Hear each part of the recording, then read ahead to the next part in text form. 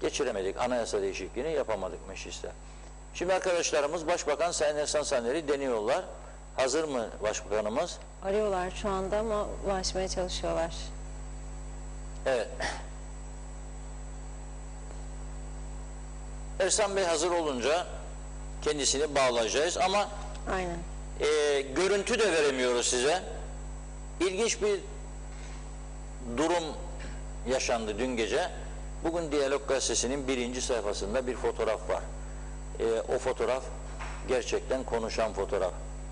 Başbakan iki hükümet ortağına, yani koalisyon ortakları Yeniden Doğuş Partisi Genel Başkanı'na ve Demokrat Parti Genel Başkanı'na herhangi bir bilgi vermeden istifasını gidip Cumhurbaşkanı'na sundu diye bir açıklama yapılmıştı, bir bilgi vardı. Fakat sonrasında baktık akşam saatlerinde tümü bir meyhanede buluşmuş. Meyhanenin adı İnciraltı Meze Meyhanesi veyahut da İnciraltı Meze Restoran. Neyse orada buluştular. Neden buluştular orada? Dört Yol Kulübü var. Dört Yol Kulübü. Gazimausa Lefkoşa arasında Dört Yol diye bir köyümüz var biliyorsunuz. O Dört Yol köyünün spor kulübünün gecesi. Genellikle spor kulüpleri de bu tür etkinlikleri rakı gecesi falan derler adına. O geceleri genellikle seçim öncesine denk getirirler. Çünkü siyasiler mecburen gidecek. Gidip orada yemek yiyecek, para verecek, bağış yapacak, açık artırma varsa ona katkıda bulunacak. Kendilerini gösterecekler. Seçim sistemimiz maalesef böyle. Evet, Başbakan Ersan Saner hattımızda. Merhabalar, hoş geldiniz yayınımıza. İyi yayınlar diliyorum sizlere. Merhaba. Merhabalar Sayın Başbakan. İyi yayınlar Reşat Bey.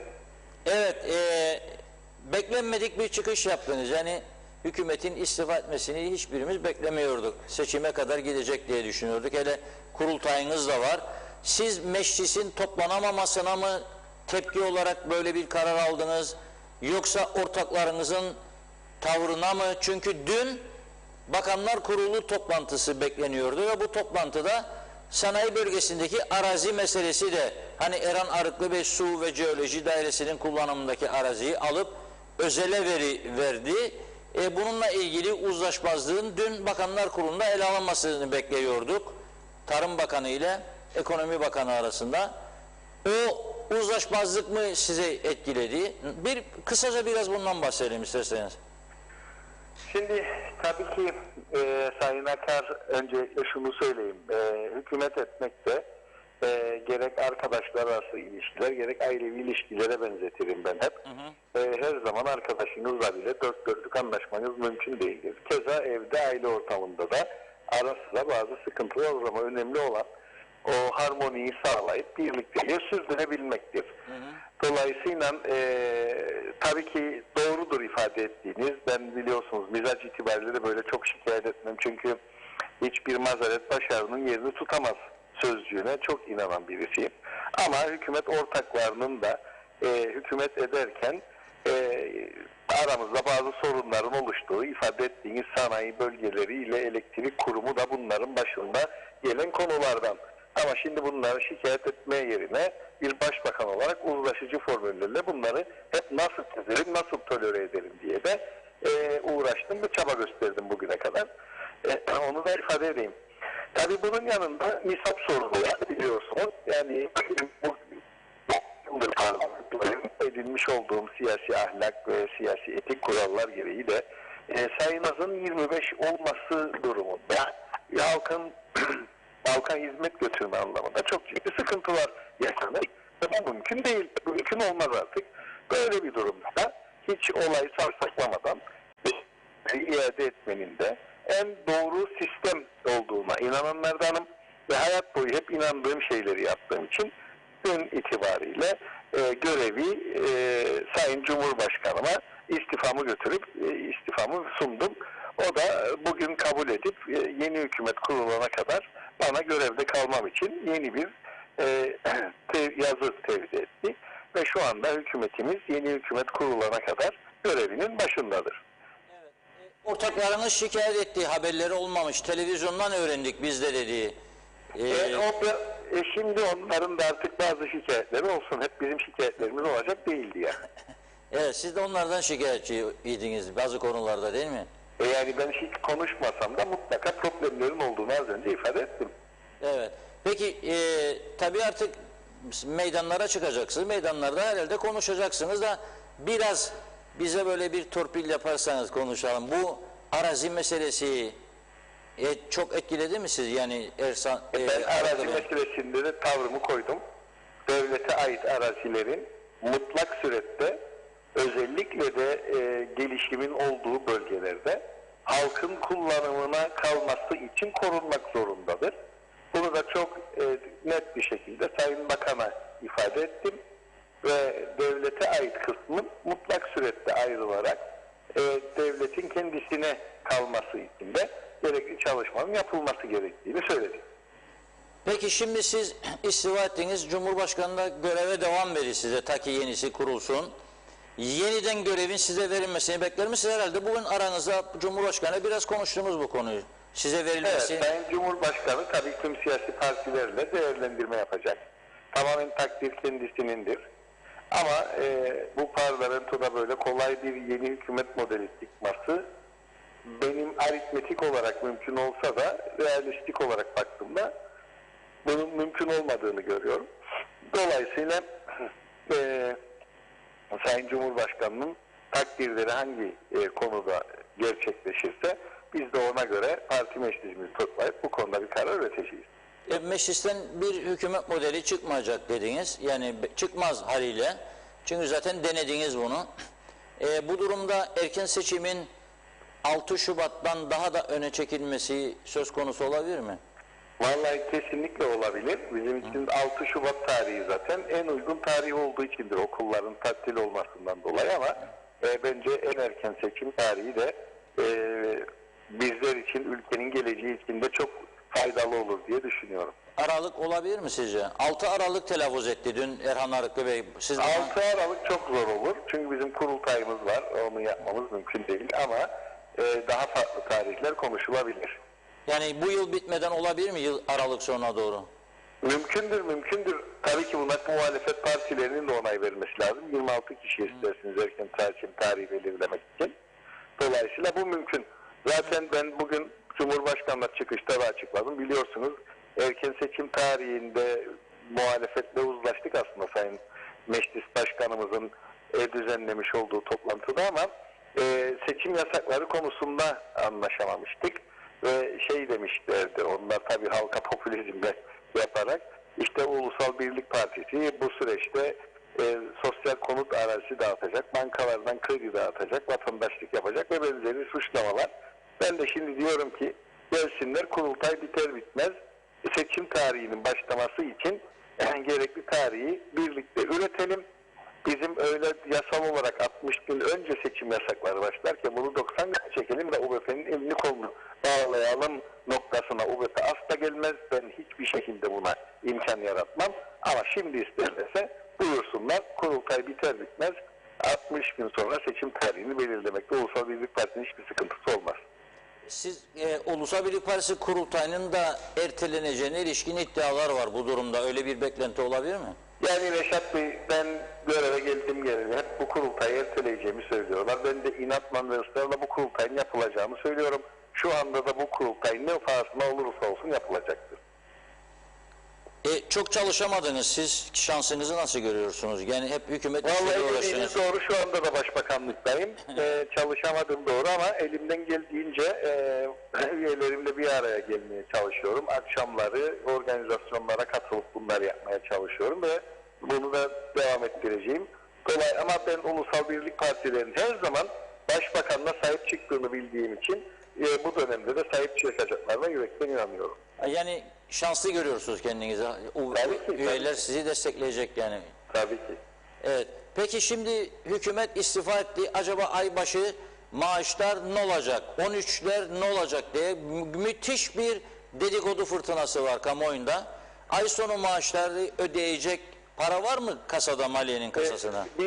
Biz her ay aynı sıkıntıyı yaşadık bu yıl boyunca, 1 Haziran ayı hariç. Her ayki, sadece bu ayki değil Sayın Reşat Akar, her ay biz bu sıkıntıyı yaşadık. Bu ayki tablo yani sürpriz bir tablo değil bizim için. Yani ama şimdi hükümet düşmüş vaziyette. Olabilir. Yani biz elimizden ne gelirse hükümet düşebilir. Ama Yani yenisi gelene kadar ne yapıp böyle yapıp doldururuz. borçlanıp ödeyeceğiz manası çıkar mı bu söylediğinizden? Şimdi önce bir gelirlere bakalım. Şu anki tahminlere göre bir takım sıkıntıların olacağını yine geçmiş aylardaki gibi görüyoruz ama her ayın içerisinde mutlaka bir şeyler gerçekleşip o işi başarmıştık. Bu ayda aynı şeylerin olacağını ben gene buradan da başarılı bir şekilde maaşları bu ayda ödeyebileceğimize inanıyorum. 13'ler için bir şey söyleyebilir misiniz şimdiden? Yoksa... Şu anda 13'ün önünü görmem mümkün değil. Kasım'da Aralık var iddiayı. Onun için şu anda onu konuşmam çok erken.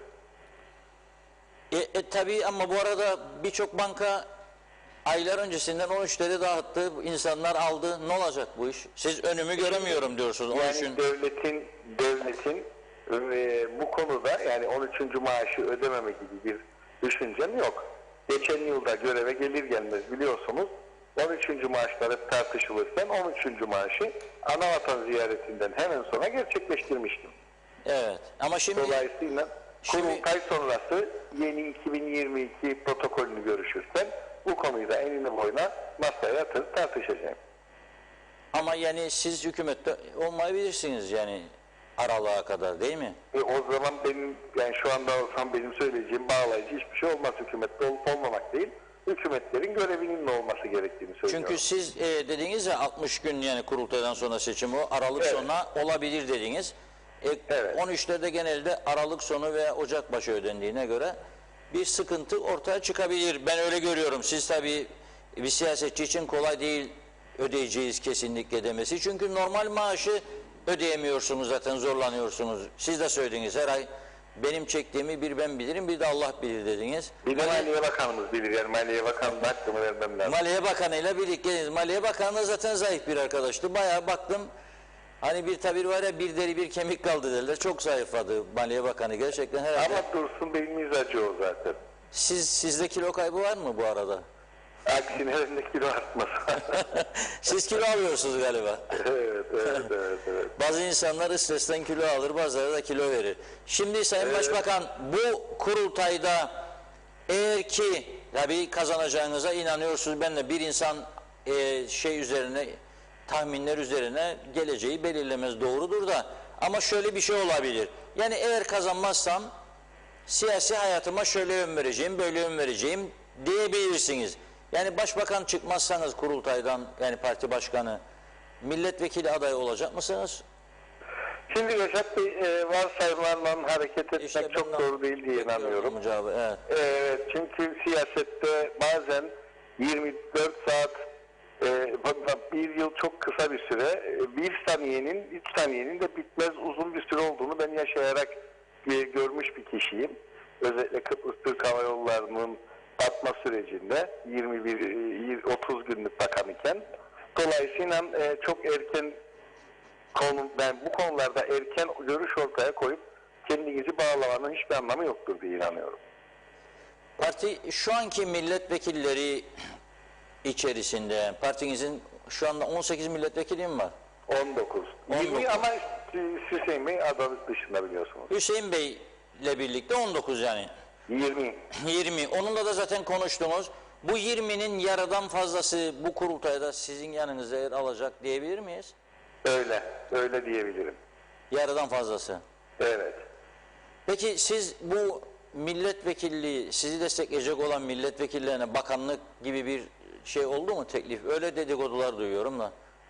Zaten milletvekillerimin 7 tanesi 10 kişi yarından fazlası dediğimizde. Bakandır zaten. Zaten yarısından fazlası neredeyse bakan şu anda. Evet doğru.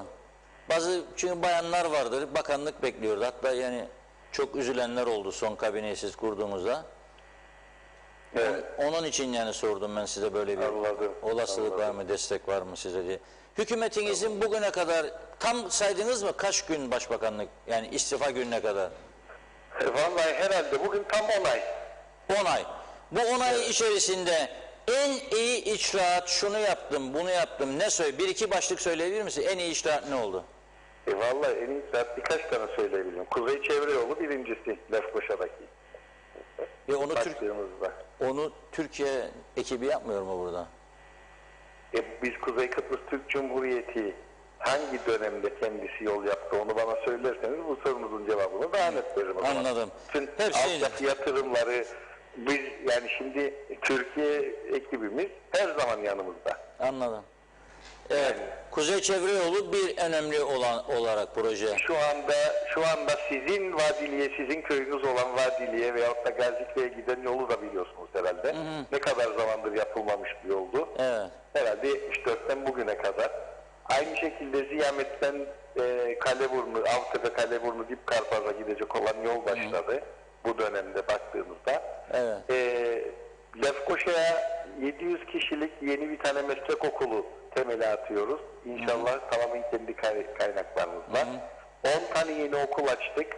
2 tanesi özel sektörden olmak kaydıyla onlara da teşekkür ediyorum. Toplamda 16 birim yeni okul açılışına imza attık. Pandemi hastanesi var. Pandemi hastanesi benden önceydi. Herkesin Sizden önce miydi? Ha, unuttum ben onu. Yorgunluktan evet. tabii. 500 yataklı yeni devlet hastanesinin arazisi ayrıldı, chat raporları yapıldı. 15 Kasım'da temelleri atılacak. Maraş. Maraş konusunda belli bir bölge askeri yasak bölgeden çıkarıldı. Bunların hepsi bizim icraatlarımız arasında. Güzelyurt Ovası'nın sulanması projesi tünelden sonra ihalesi benimle Fuat Bey'in ziyaretim sırasında Fuat Bey tarafından imzaladı. 2 hafta, 3 hafta sonra Güzelyurt Ovası bu suyla sulanacak. Şu anda Girne'deki Amerikan Üniversitesi Hastanesi'nin ihalesi tamamlandı. İnşaatına başlanıyor. Yani şu anda aklıma gelen icraatlar bunlar ilk bir anda saydediğimizde. Evet, çok teşekkür ediyorum bu verdiğiniz bilgiler için. Ediyorum. Bundan sonraki süreçte size başarılar diliyoruz. Hayırlı uğurlu olsun. Sağ olun. Teşekkür ediyorum. Evet, bu arada bir okudu, bir üfürdü birisi herhalde bize. Facebook'ta açıldı, YouTube'da açıldı. Teşekkür ediyoruz. Teknik sorunumuzu büyük ölçüde gidermiş durumda diyebiliriz şu anda. Arkadaşlarımız yine de çalışmalarını sürdürüyorlar. Sosyal medyadan da bizi şu an zaten izliyorsunuz. Ben de görüyorum. Bayağı yüksek oranlarda izleme var. Tekrar teşekkür ediyoruz. Özetleyecek olursak Sayın Başbakan diyor ki her ne pahasına olursa olsun kurultay yapılacak. Bizim ülkemizde çünkü inanılmaz bir dedikodu mekanizması var. Daha önce anlatmıştım, bilmiyorum, bazıları unutmuş olabilir veya dinlemeyenler olabilir. Namık Kemal, ünlü vatan şairi, Kıbrıs'a sürgüne gönderildiğinde bu Kıbrıs nelere sahne oldu? Düşünün siz. Ünlü vatan şairi, sürgün yeri Kıbrıs seçtiler. Gazi Mausa'da zindan vardır, yazar zaten Namık Kemal zindanı. İsteyen gidip orayı görebilir. Orada cezasını çektikten sonra artık memlekete dönecek. Kendisine sormuşlar. Bu kadar zaman burada kaldın. Seni en çok üzen ne oldu? Herhalde sıkıntı çektin çok. Kapalı bir kalenin altında bir zindanda. Zor günler. Vallahi demiş Namık Kemal, kolay değildi tabii ama beni demiş en fazla üzen bu Kıbrıs'ın dedikodusuydu. Düşünün siz. Onun için şimdi de müthiş bir dedikodu yayılıyor. Bu kurultay olmayacak. Türkiye müdahale edecek. Şimdi en yetkili ağızdan Sayın Ersan Saner, UBP'nin şimdiki genel başkanı ve başbakan olarak bu kurultay her ne pahasına olursa olsun yapılacak dedi. Artık bu kayıtlara girdi, bundan dönüş olmaz. Onun için bu dedikoduyu artık bir kenarcığa bırakalım. Akşama incir altı, dut altı, muz altı, hurma altı meyhanelerinde neyse bunun dışındaki dedikodulara devam edelim. Mesela diyor ki kabinedeki bakanların ve meclisteki milletvekillerinin, UBP milletvekillerinin yarıdan fazlası benimle birlikte olacak dedi. Tabii ben Faiz Sucuoğlu Bey'in yanında Sağlık Bakanlığı'nı bir süre yapıp da sonra görevden alınan Ali Pilli Bey'in olduğunu biliyorum. O bozulduğu için, tepki koyduğu için Ersan Saner Bey'e onu görevden alma tepkisi koyduğu için Faiz Bey'in yanında dolaştığını görüyorum. Cesaretle sosyal medyada herkesin gözü önünde geziyor, ona destek veriyor. Güzelyurt'tan özellikle o taraflardan büyük oy çıkarmaya çalışıyor Faiz Bey. Ama diyor ki Ersan Bey, milletvekillerinin yarıdan fazlası beni destekleyecek. Seçimi kazanmazsa aday olur mu diye sorduk. Dedi ki böyle tahminler üzerine değerlendirme yapmak doğru olmaz dedi. Kazanacağımı düşünüyorum. Buna inanarak çıktım. Kazanacağım diyor. Göreceğiz. Ulusal Birlik Partisi kurultayına tam 15 gün kaldı. 30 ve 31 Ekim tarihlerinde gerçekleşecek. Peki yeni bir hükümet, Cumhurbaşkanı ile konuştunuz. Diyor ki en can alıcı açıklama kısmından biri de buydu. Bu meclisten yeni bir hükümet çıkmaz dedi. Onunla da kendisi açık açık konuştu ve bir yerde bağladı kendisini.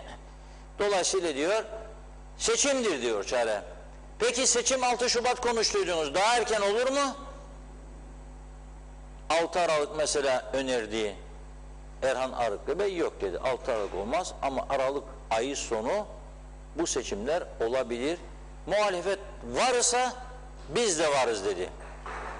O zaman artık bir an önce muhalefet partileriyle iktidar partilerinin oturup seçim tarihini belirlemesi lazım. Halkın da önünü görebilmesi lazım. Bütün kamu görevlileri, emekliler, 175 bin kişiye devlet çeki gidiyor bu ülkede. Çalışanlar, emekliler, dul yetimler, yardıma ihtiyacı olanlar, şehit aileleri, malul gaziler gidiyor. Şimdi maaşlar ödenecek mi ay sonu?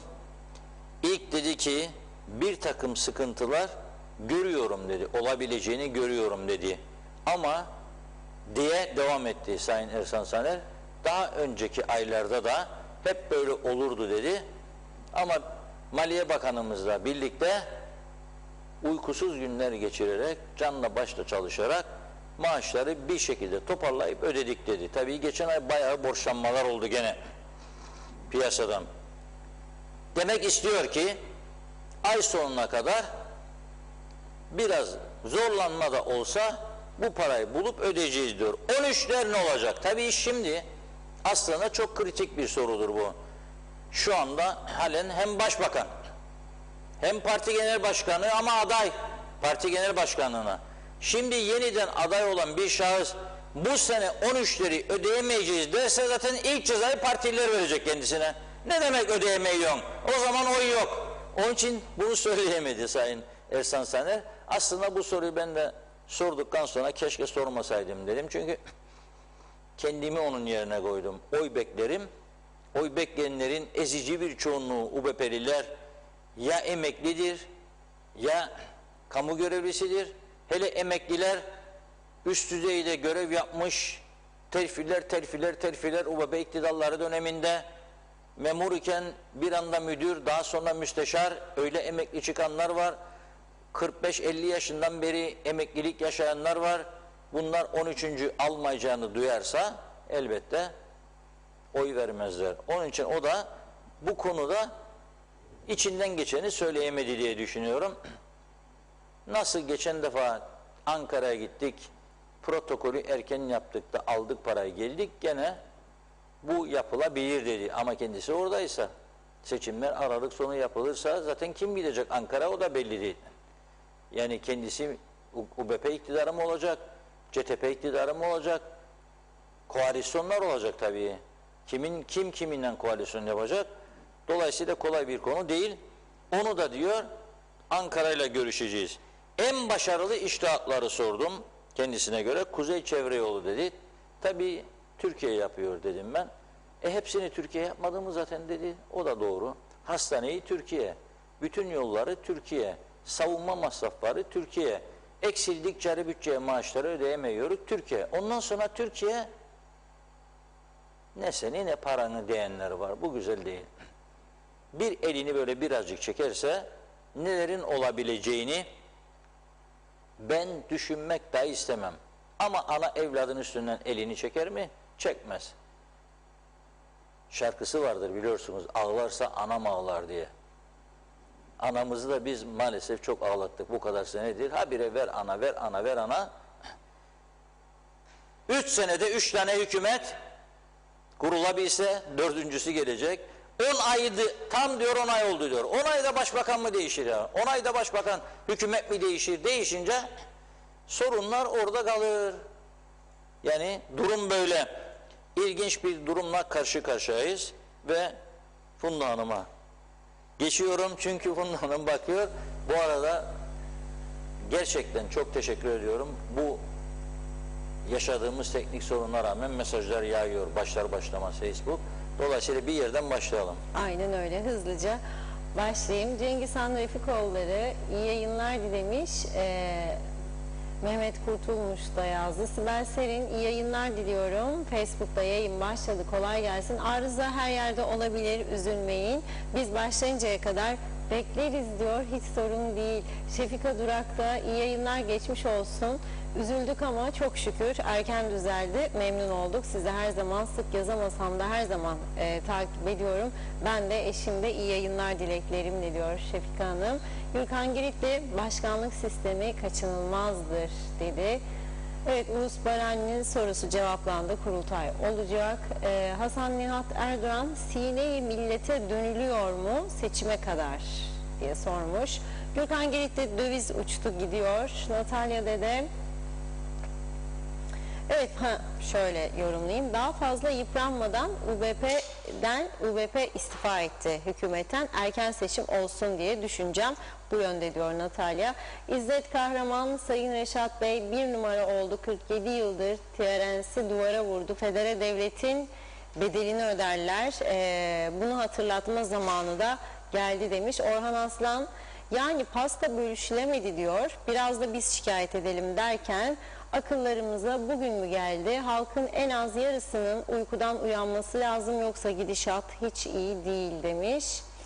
Cengiz Han Refikoğulları bence Ulusal Birlik Partisi seçimini 2 Ocak'ta yapsın. En güzel tarih 2 Ocak 2022 pazar günüdür, hem de benim doğum günüm demiş. Nazime Hanım, Nazime Nalbant diyor ki Londra'dan sevdiklerime mutlu akşamlar. Her şey bir an evvel hayırlı olmasını çok istiyorum bugünlerde. İnşallah zor olsa da dayanmalıyız, sabırlı olmalıyız.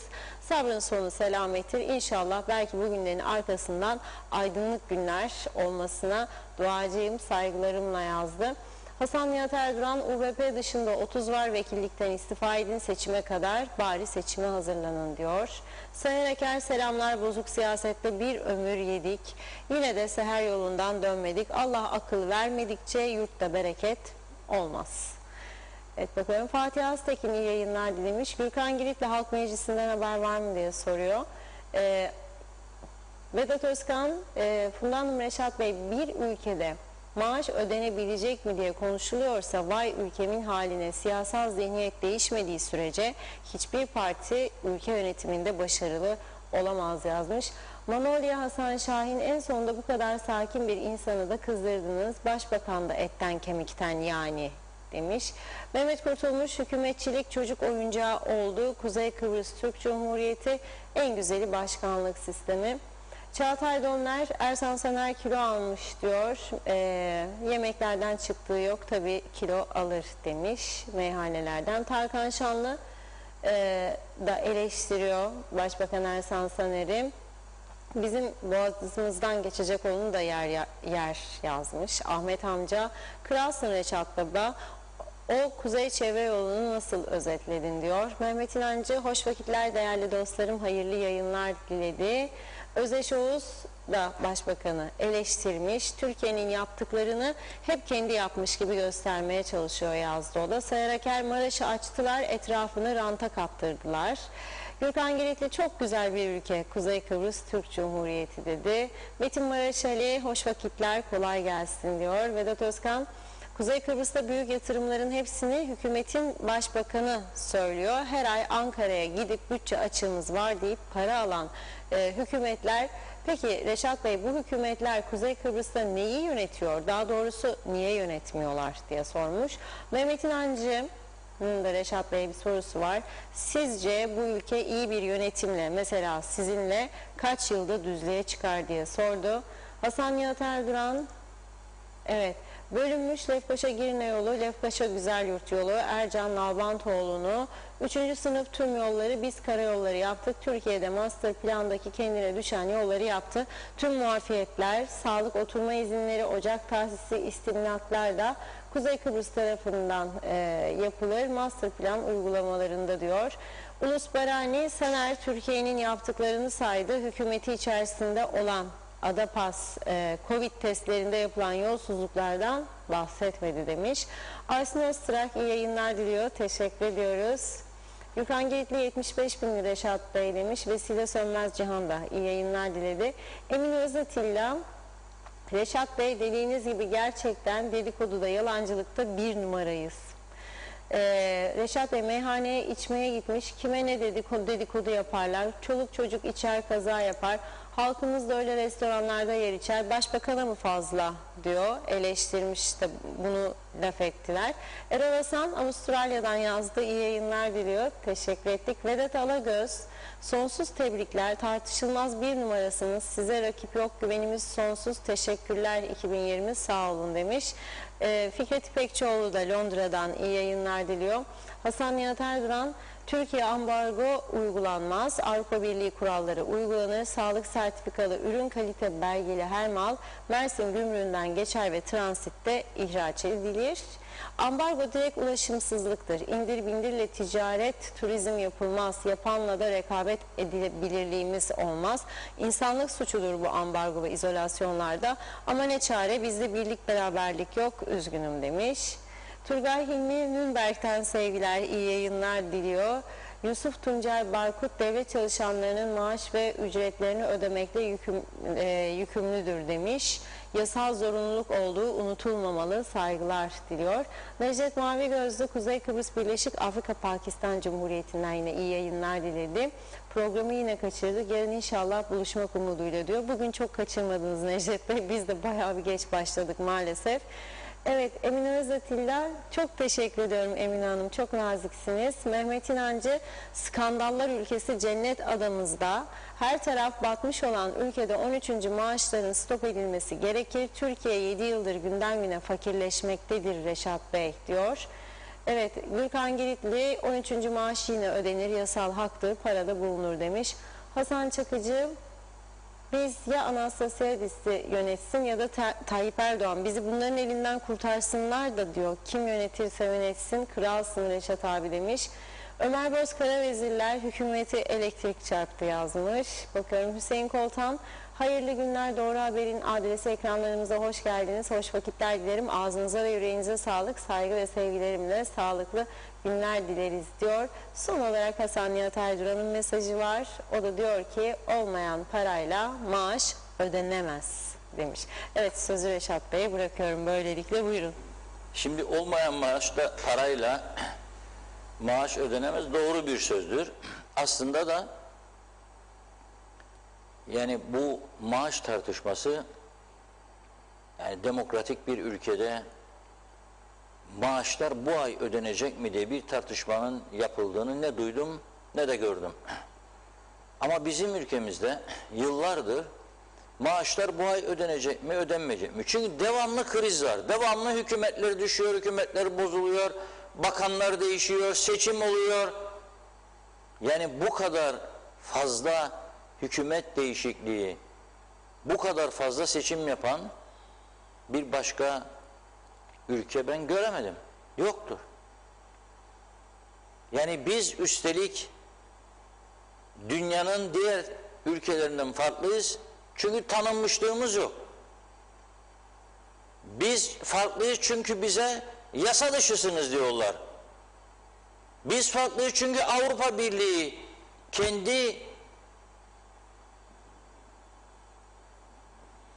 ilkelerini, kendi işraatlarını, kendi plan ve programlarını Kıbrıs'ın kuzeyine yansıtmıyor. O yüzden Yeşil Hat Tüzüğü uygulamaya girdi. İki toplum arasında bir miktar ticaret yapılsın. Avrupa Birliği kuzeydeki yatırım projelerine, ancak arazisi orijinal Türk malı olduğu takdirde katkı yapmayı programına alıyor. Biz çok farklı bir ülkeyiz. Çünkü bizi tanıyan, bize yardım eden Türkiye'nin dışında hiçbir kurum yok. Hiçbir uluslararası finans kuruluşu yok. Hiçbir devlet yok. Bu kadar farklılıklar, yani olumsuz farklılıklar yaşayan bir ülke çok daha istikrarlı hükümetler kurmak zorunda. Çok daha başarılı insanları siyaset sahnesine sokmak zorunda. Çok daha başarılı icraatlar yaparak ülkeyi kendi ayakları üzerinde durabilecek duruma getirmek zorunda. Şimdi ben olurum olmam meselesi değildir. Ben öyle bir tartışmayı sevmiyorum. Siyasetin içinde değilim. Dolayısıyla varmışım gibi şu anda siyasetin içinde bunu tartışmak istemem. Ama iyi bir yönetim olursa ne kadar sürede bu ülke düzlüğe çıkabilir sorusuna benim şahsen verebileceğim cevap Reşat Akar olarak 2 yıl içerisinde bu ülke bugünkü çıkmazdan kurtulur diyebilirim. Nasıl? O saatler alır onu konuşmamız. Birisi görev aldığı zaman oturur konuşuruz kendisiyle. Düşüncelerimi aktarım. Ama bunu yapabilmek için 2 yılda bu ülkeyi düzlüğe çıkarabilmek için 2 şey gereklidir. Bir tanesi dürüstlük, ikincisi cesaret. Şimdi öyle bir seçim sistemi kurdular ki bakan olmak için milletvekilliğine aday oluyor. Milletvekili olabilmek için de 3 kişilik 5 kişilik meyhane toplantılarına daveti de kabul ediyor, gidip hesabı da ödüyor. Ne yapmaya sen orada hesap ödeyerek milletvekilliğine aday oluyorsun da bundan umut bekliyorsun? Ne yapmaya? Yani milletvekili olacağım, bakan olacağım. O için şimdi harcayayım ki sonra gelsin. İmajı yaratıyorsun. Ben her bakan olan cebini doldurur demiyorum. Çok iyi, çok dürüst, çok çalışkan insanlar da gördük ama yetmedi, yetmiyor. Bütünlük olması lazım. Ve halkın da buna artık alıştırılması lazım. Bana oy vereceksin diye beni meyhaneye getireceksin, esir edeceksin ya saat 8'den 12'ye kadar 6 kişi, 7 kişi. Peki o köyde 7.000 kişi vardır. Ötekiler ne olacak? Onlar o benim masamda değildir. Onlara haksızlık yapmış olmuyor muyum? 7.000 kişiyle de oturup yemek yiyecek halim yok. Sen beni siyasette desteklemek için benimle meyhanede oturup bütün gece beni esir alman mı gerekiyor orada? Sonra oturuyorlar bazı önemli şahıslarla sık sık yemek masasına paylaşım da yapıyorlar. İş adamlarıyla sık sık bir araya gelip paylaşım da yapıyorlar. Belirli insanlarla. Sen sonra iktidara geldiğinde nasıl bu insanlara uygulayacaksın doğru vergi tarifesini veya gümrük tarifesini? Nasıl? Yapamazsın. Yapamazsın bunu. Onun için ben hatırlayacak izleyiciler, onun için UBP kurultayının hani iptal edildi ikincisi, birincisi öncesinde Lefkoşa'nın Poronto meydanında, Roundabout'un etrafında durup da milletvekilleri ve o günlerin bakanları, bakan her geçen arabaya gençleri durdurup çak be Hasan, çak be Mehmet, çak be Ayşe, çak yapıyorlardı. Sonra sen nasıl bu insanlara doğru işaret yapacaksın ya? Çak çak çak çak çak çak. 200-300 kişi eline çakıyor. Bu 300 kişiyi gelip senden gençler iş isteyecek. Ne diyeceksin sen bunlara? Ve ötekiler iş sahibidir. İhale isteyecek. Ne yapacaksın? Veya bir yakınına terfi isteyecek. Ne yapacaksın? Veya ödemesi gereken verginin 1/1000'ini, 5.000'de ödediğinde ne yapacaksın? Diyeceksin ki vergi dairesine dur, dokunma, gitme, yapma. O bizdendir. Ötekisi senin vatandaşın değil mi? Dolayısıyla bunları ortadan kaldırmak lazım. Yeni bir siyaset anlayışını bu ülkeye getirmezsek Bunlar hep yaşayacak ve sonra diyecek, 10 ayda hükümet gitti. Tam bir trajikomik durum bu ya. Gülerler bize Rumlar, bugün gerçekten alayvari yazı yazanlar oldu. Bu bello dediler. Neyse. Devam etmeyeyim. Üzülürüm çünkü. Ya gene seçim ya. Gene hükümet ister. Neyi paylaşamıyorlar be bunlar ama derler. O biri de der. Şimdi Alekko ile Cahir vardı. Bir zamanlar en çok izlenen tiyatro oyunuydu. O Alekko ile Cahirlerden bir tanesini kaybettik, Kemal Tuncu. Öteki Osman Balıkçıoğlu, Allah iyiliğini versin abimizin. Londra'da zaman zaman sosyal medyada paylaşım yapar. Ben de severek okurum paylaşımlarını. Onlar sahneye çıkıp karşılıklı konuşurlardı. Biri Alekko, biri Cahir. Yarı Türkçe, yarı Rumca gibi lisanlar, aksanlar. Şimdi Alekko soruyor Cahir'e. Diyor ki, sen diyor kime oyunu vereceksin diyor bu seçim. Cahir de diyor, ahmaksın re. Kim alırsa çocuğu işe ona verecek der. O biri der, benim çocuk işe aldı zaten. Ne isteyeyim ulan, bu da var der. Kap be bir arsacık çocuğa da bir ev yapan der. Ha o da doğru der.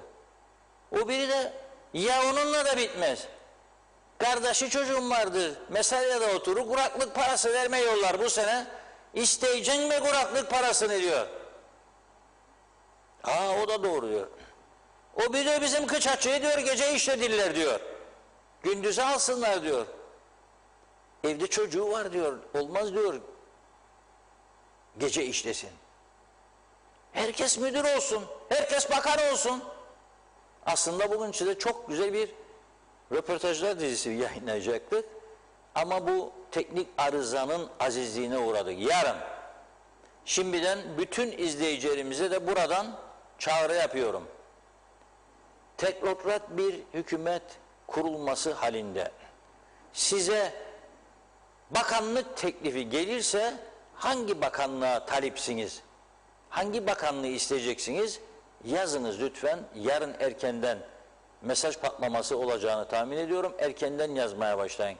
Size teklif yapılırsa hangi bakanlığı isteyeceğinizi yazın.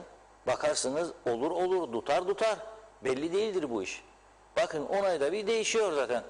Bunu biraz daha hızlandırırsak 8 ayda bir hükümet, 6 ayda bir hükümet, 4 ayda bir hükümet, 3 ayda bir hükümet, 2 ayda bir hükümet, bu iş başarılacak.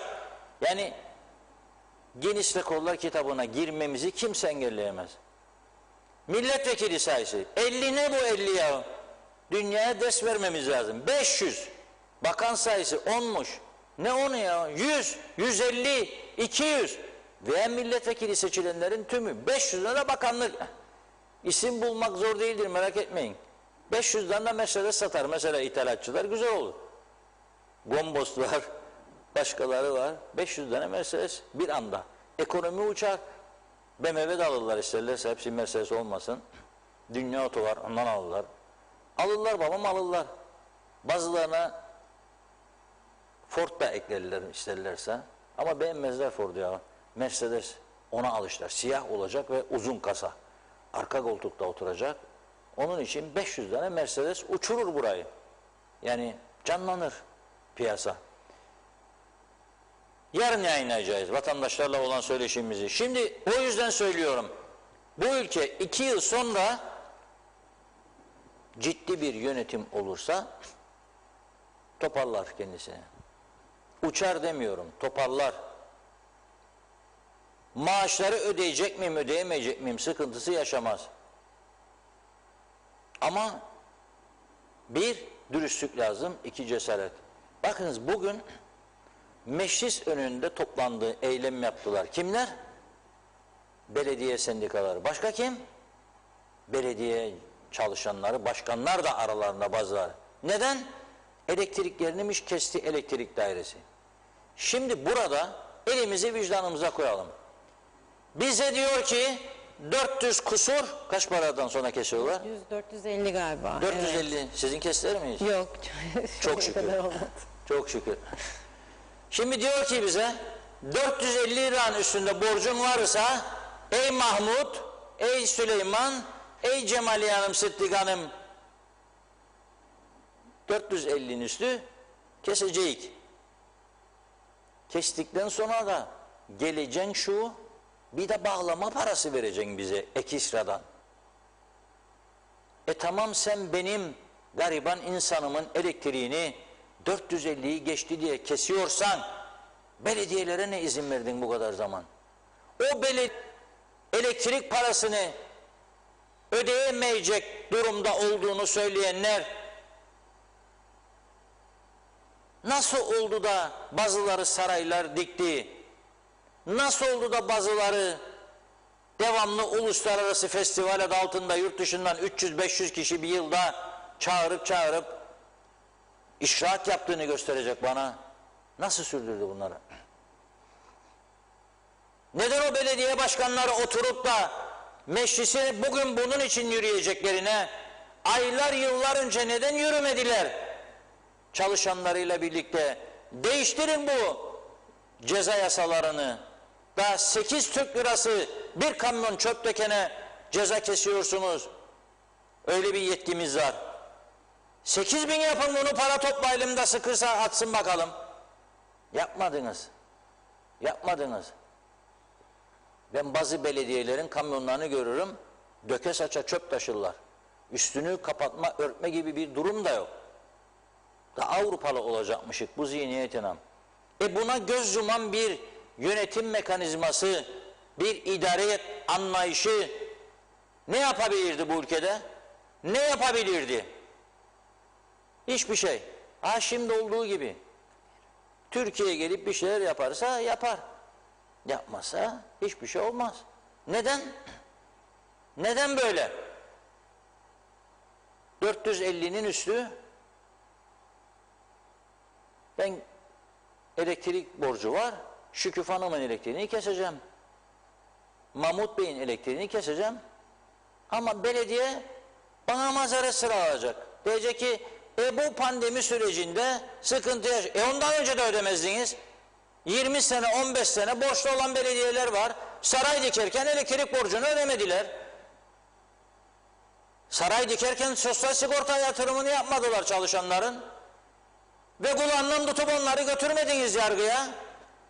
Tam tersi desteklediğiniz yanlarında durdunuz. Olmaz böyle bir yönetim anlayışı. Kimse kusura bakmasın. Böyle bir yönetim anlayışı olmaz. Bizler de vatandaşlar olarak bunları destekledik. Görmezden geldik. Ya evet, çocuğu aldılar, tamamdır, bitti. Bak bugün de gördüm. Müthiş bir olay ya, olacak iş değil. Dün hükümet istifa ediyor. O şaibe altındaki Kalkınma Bankası, bugün 2 tane şef arıyormuş, 2 de memur arıyormuş, münhal ilan ediyor. Ya hükümet düştü, sen de hükümetin bankası, devlet bankası. Şimdi mi aklına geldi 4 kişi isten? Söz verdin birine, şimdi koyacaksın da o söz verdiğin oy alsın diye. Tamam, o bankadan iş bekleyen o bir insanlar benim vatandaşım değil mi ya? Nasıl? Onlara ne yapacağım ben? Onlara ne yapacağım? Onların günahını nasıl çekeceğim ben? Onu söyle bana sen. Onlar benim vatandaşım değil mi? İş bekleyenler benim vatandaşım değil mi? Olacak şey değil. Gerçekten olacak şey değil. Yani biraz insan düşünür ya. Seçime giderken ne bunda? Onun için Rumlar Bedurkuzlar diyerek bize alay ediyorlar. Dün bir arkadaşla geçtik güne, Adnan arkadaşımdan Benjo Fridays istemiş, gittik. Yahu geçerken aramızda konuşuyoruz arkadaşımla. Rum gümrükçü oyalıyor, muhaceret polisi, pardon. Bizim polis geçiriyor, çalışıyor, hızlı. Sağ olsunlar, tebrik ediyorum bizim muhaceret memurlarımızı. Ama Rum polisi ağır iş yapıyor. Usansın ki Rumlar geçmesin akaryakıt doldurmaya depoyu ya da 4 paket sigarasında bizim ekonomiye katkı sağlasın. Ve hiçbir KKTC yetkilisi de bu konuyu açıp da Rum tarafıyla konuşmadı. Ben olsam her gün oraya giderim. Oradan para gelir ya memleketi. 2 sene onun için diyorum. 2 senede bu ülke düzlüğe çıkar. Para gelen yeri görmüyoruz. Bak ya kulüp yöneticileri de gücenmesin bana, 4 yolun yöneticileri, başkanları, oyuncuları. Onların haklarında savunuyorum burada bütün vatandaşlarımızın. Ama bir meyhaneye bütün kabine oradaydı ya. Başbakan yardımcıları, bakanlar, ötekiler, bir yığın insan vardı orada. Meyhaneye 3 saat 4 saat ayırıyor. Ispargulu, İnciraltı meyhane. Bu taraftan gel bir de Metehan yoluna ya. O meyhane yok orada ama yol var. Para geliyor, para. Git oraya. Git ara, gel de karşıma de teknik komite üyelerini Rumların. Gel bakalım bu işi nasıl diyecek Enrico falan. Ama biz arkadaşlar aramızda konuşuyoruz. Yahu dedim, şimdi bu Rum memur bakar. Bunun altındaki araba, kullandığı araba 15 yaşında bir Japon arabası. Bakar bizim geçen arabalar, Jeep'ler, Mercedes'ler, BMW'ler. Bakar genç çocuk iner arabadan 25 yaşında BMW'nin içinde, Mercedes'in, Jeep'in içinde 100 bin, 150 bin isterliğine araba. Adam ne der? Vay gavure vay der. Bizim arsaları satarlar, yatırırlar bu arabalara. Bunlardan bir adam olmaz der. Çünkü ölü yatırım. Hava atacaksın sen maddi. Hangi yolda süreceksin 200 bin isterliğine arabayı? Ya 300 bin, 350 bin euroluk arabayı? Hangi yolda? Bir tek amacın var senin, bana hava atmak. Yani bana dediğim vatandaşlara. Atacaksın havanı.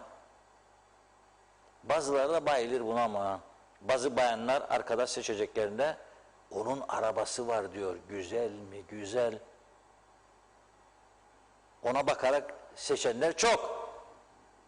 Seçenler bana gücenmesin. Akıllı insan öyle yapar zaten ya.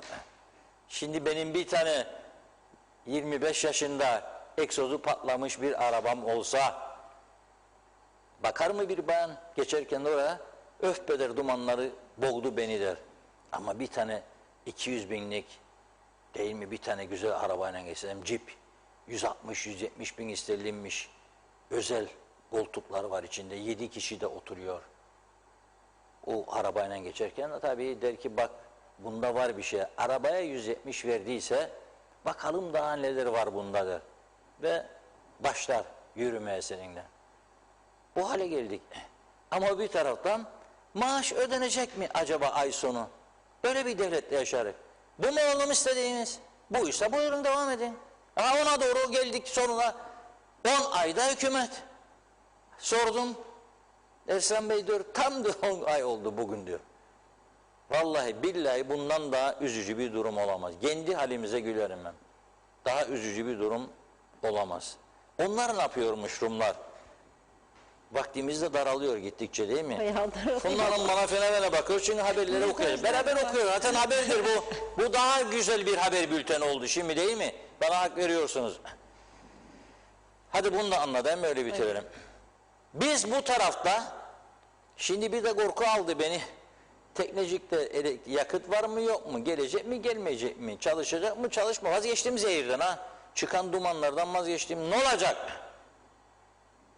Onlar da o tarafta Güney Kıbrıs, Mısır arasında elektrik bağlantısı için bu cumartesi, yarın değil o bir gün resmen anlaşmayı imzalıyorlar. Bu anlaşma Güney Kıbrıs, Yunanistan, Mısır'ı elektrik ağı örüyorlar deniz altından. Biz buradan Türkiye dedi göndereyim size tekneciğin zehirine boğulmayın be dedi. Madem çevre güzel Kıbrıs, yavru vatan, yeşersin etraf cennet olasınız. Yo dedik, egemenlik hakkımız gidermiş. Yarın çözüm isteyenlere söylüyorum. Şu bu Kıbrıs vallahi billahi sonuna kadar yaşayacak. Özelleştiri yakarık bu memleketi diyenler size sorarım. Çözümcüsünüz aynı zamanda. Baş yolda. Yarın ne diyeceksiniz Rum ortağımıza? Diyeceksiniz at Mısır'ı, at Yunanistan'ı mı diyeceksiniz? Yo, diyemeyeceksiniz. Çünkü topuzlar çalışacak o zaman. Topuz. Galiba da bizi bu düzelecek diye düşünüyorum. Neyse, cumartesi günü müthiş bir tören var. Polis Genel Müdürlüğü bir açıklama yaptı. Bugün İngiltere'den yazıyorlar bana. İngiltere'deki Kıbrıs Türk topluluğuna hitaben bugün bildiri dolaşıyor. Uyarıyor onları, diyor dikkat edin diyor. Kıbrıs'a giderseniz orada yakınlarınız diyor dikkat edin diyor. Paralarınızı çalmak isterler. Şebeke türedi diyorlar. Şimdi polis genel müdürlüğü dün bir açıklama yaptı. Bak açıklamanın çok can alıcı bir noktası var. Dedim bir yanlışlık yapmasın bizim polis. Yok dediler. Tam tersi polis rica etmiş bunu en etkili bir şekilde medya duyursun ki insanlar aldanmasın. Şimdi bu üreyen çete Türkiye'deki telefon hatlarından, cep telefonlarından hep de buluyor, yaşlıları arıyor ve diyor ki sizin hesabınızda bir sorun var, ben polisten arıyorum, başkomiserim diyor, komiserim diyor ve diyor senin telefon banka hesabını diyor daha emniyetli bir hesaba aktaracak diyor. Hesap numarasını istiyor, benimle diyor işlem yaptırmaya çalışıyor. Fakat bir önemli paragraf var, onu okuyacağım. Şöyle diyor. Türkiye telefon hatlarını kullanarak özellikle bankalarda yüksek miktarda parası bulunan emekli vatandaşları telefonla arayan ve kendilerini polis veya savcı olarak tanıtarak dolandırma girişimlerinin son günlerde arttığını görüyoruz diyor. Altını çizerek söylüyorum. Özellikle bankalarda yüksek miktarda parası bulunan emekli vatandaşlar. Nereden öğreniyor bu adamın bankada yüksek parası olduğunu? Nereden öğreniyor? Demek ki fareler var. Fareler var. Bunun sebebi de kötü, çirkin siyasettir burada. Bir zamanlar vuracaklar diye birbirlerine, isimleri söylemeyeyim, bir tanesi aramızda değil, merhumdur, saygım vardır ölene. Birbirlerini vuracaklar diye bankacıları da ayarttılar. Söyle bana bakayım Mahmud'un ne kadar hesabı var. Söyle bakayım bana Hüsnü'nün ne kadar hesabı var. Gitme işe vur ondan sonra nereden buldun parayı birbirlerini yaptıkları için şimdi bankaların içinde fareler üredi demek ki. Dikkat edin. Dünyanın hiçbir ülkesinde böyle bir laubalilik olamaz. Banka mevduatları, kişinin birikimleri hiç kimseye verilemez. Ömür boyu hapisliktir başka ülkelerde. Ama burada veriliyor. Burası KKTC veriliyor burada. Demek ki yazık bu insanlara 40 sene 50 sene çalışmış devlete Kıbrıs Cumhuriyeti zamanından emekli çıkmış almış belki 700 bin, 800 bin, 1 milyon, 1,5 milyon. Sana ne onun parasından? Haksızlık varsa vergisini al. Emekli insanların sızdırıyor birileri. Telefon numarasını da veriyor demek ki arada var bunda diyor. Bu bankaları kim denetliyor? Kim denetleyecek? Nasıl bir düzendir burası ya? Kim denetleyecek bunları? Kim hesap soracak? Gerçekten çok ilginç bir durum. Çok ilginç bir durum. Bütün siyasetçileri bu konu üzerine eğilmeye davet ediyorum. Dürüst siyaset vaat edenlere biz geldiydik de daha iyi yaptıydık demesinler, gelirsek yapmayacak diye gücenen bazı arkadaşlar var. Size fırsat veriyorum, çağrı yapıyorum. Gidin bu işin üstüne. Ne münasebet ya o? Yaşlı insanların hesap numaralarını, telefon numaralarını ve parasını, miktarını bildiriyorlar. Da onlar da onları dolandırmaya çalışıyor. Ne münasebet? Nasıl bir ülke oldu burası? Çok üzgünüm. İşte fırsat. Yürüyün bu işin üzerine. Temizlemeye başlayın bu ülkeyi. Eğer cesaret varsa, dürüstlük varsa buyurun. Evet onlar. Deyip noktalayalım ya. Her günküne göre biraz kısa kesiyoruz çünkü malum teknolojinin şeyine uğradık. Azizliğine uğradık. Bazı vatandaşlarımız da sesimizi kısmak istedikleri için mi yaptılar dediler. Öyle bir şey olmadığını söylemiş olalım. Çok şükür olmadı. Çünkü bu ülkede ne gün ne saat ne olacağını hiçbirimiz bilemeyiz. Saat 19.15'te ben burada olacağım. Mülkiyeler programı olacak bu akşam. Yine görüşelim diyorum. Funda Hanım zaten az sonra ana çıkmadan haberde. hatta ana haberde Sizlerle olacak. Ağzınıza sağlık. Çok teşekkür ediyoruz her zamanki gibi. Evet sevgili izleyenlerimiz, çok da güzel mesajlar vardı açıkçası bugün ama maalesef süremiz el vermedi. Yarın telafi edeceğiz inşallah. Birazdan ana haber bülteninde görüşmek üzere diyorum ben. Hoşçakalın.